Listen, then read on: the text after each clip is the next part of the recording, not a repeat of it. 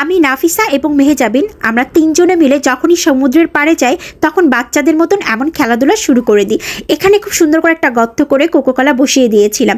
এখানে আমি নাফিসাকে বলতেছিলাম এই যে সেরা মুহূর্তগুলা, এই মুহূর্তগুলো সবসময় ক্যামেরায় ক্যাপচার করে রাখবো এবং ভিডিও করে ব্লগ বানিয়ে ছাড়বো, যাতে স্মৃতি হিসাবে সারা জীবন থেকে যায়। তুমি যখন অনেক বড় হয়ে যাবে তখন এই ভিডিওগুলো দেখবে আর ভাববে যে আমি ছোটোবেলায় আমি আমার মামুনির সাথে বেস্ট মোমেন্টটা আসলেই পার করছি।